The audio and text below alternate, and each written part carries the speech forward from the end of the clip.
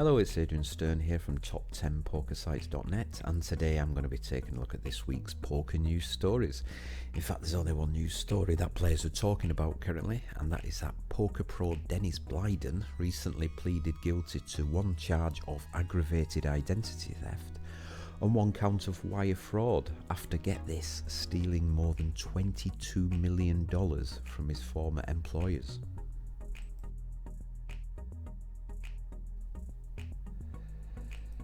Now, he's actually admitted his crimes and held his hands up, and he admitted that he used the funds to bankroll his cryptocurrency and poker playing ventures. The 30-year-old Cincinnati resident faces serious jail time for his crime. In fact, the US Attorney's Office for the Central District of California stated that Bliden's crimes warrants the maximum statutory sentence of, get this, 22 years in federal prison. Blieden is currently being detained until his sentencing, which has been set for March the 20th next year. During the time of his crimes, Blieden was employed as the Vice President of Accounting and Finance, as well as the controller for a company known as Style Hall. The company was based in Hollywood, but relocated to London in early 2019. It has been established in court that Blieden had full control over the company's numerous bank accounts and leveraged his position by funneling money, in fact millions of dollars, away from Style Hall over a long period of time. He is alleged to have stolen funds from October 2015 right through to March 2019 in order to enrich himself, which he must have certainly done after 4 years of scamming. Well, it appears that Blieden embezzled nearly $8.5 million from Style Hall to fund his cryptocurrency accounts. He would then go on to use his crypto funds to play online poker. Additionally, Blieden stole $1.2 million to cover personal checks written out to a number of poker players, as well as $1.1 million to settle his credit card debts. He must have had some massive credit card debts thinking about it. To cover his tracks, Blieden created phony entries into the books of Style Hall, replicating the appearance of credible company expenses, unauthorised payments to the company's clients, as well as disguising transfers of company money to his own personal accounts. Now, Blieden also created fraudulent wire transfer receipts from Western Union to supposed Style Hall clients, and he also forged a Style Hall executive signature for the lease of a condominium, but the money went straight into his pocket.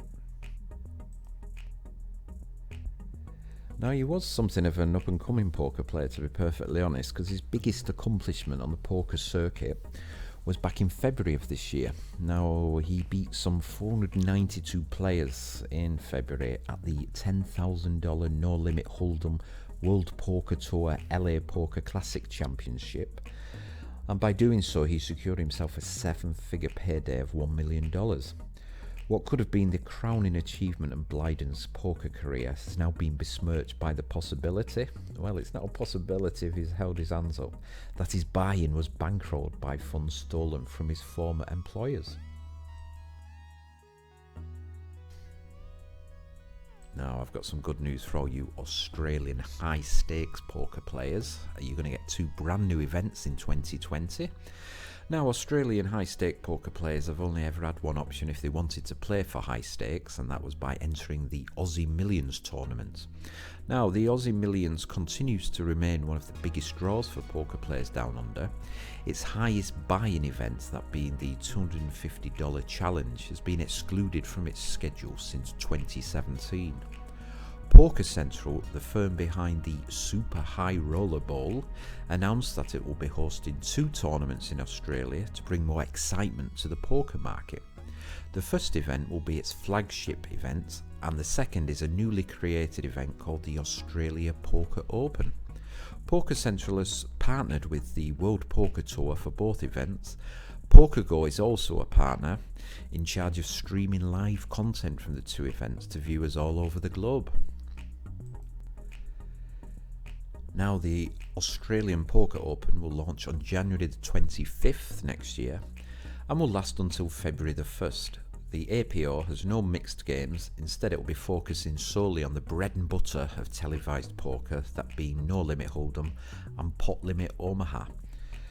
Now, the APO will also have a leaderboard with the player earning the most points across all the APO events, winning the title of Australian Poker Open Champion, a trophy as well, and some $50,000 in cash. The SHRB, as it will be known, will launch on February the 2nd. That's one day after the final table of events number 7 at the APO, and it will last right through until February the 4th. The SHRB is expected to fill the void caused by the recent scarcity of high roller poker events in Australia. Poker players will be excited to know that there is an event with a buy-in of, get this, 250,000 Australian dollars, the lowest in the SHRB's history. Poker Central is hoping that the SHRB will revive the high roller poker scene over in Australia. The Super High Roller Bowl will just have one event, but due to the high buy-in, the roster of players will likely to be an all-star lineup of poker sharks. The tournament blind structure, slower than average, will also allow the players more chance to outplay each other, which Poker Central is hoping will be enough to dazzle even the most jaded of poker fans watching on Poker Go. And I've also got one final news story, and that is poker legend Daniel Negreanu has found a new home. The Poker Hall of Famer has become the latest member of the GGPoker family, 6 months after confirming his split with Poker Stars, a brand he had represented for over 10 years. Announcing the newly forged sponsorship on Twitter, he commended GGPoker's software, saying its mobile clients provides a fun, engaging and user-friendly environment for all players. The Canadian pro also praised GGPoker's enormous growth within such a short space of time, with its latest GG series offering a massive $50 million in guarantees. So that does of course mean that Negreanu now joins current all-time money list leader Blieden Kenny, along with some of the big names who are already on GGPoker's roster of ambassadors. The network also supports several poker skins, including Natural 8, which presently sponsors Taiwanese poker pro Kitty Kuo and high-stakes specialist Michael Soiza.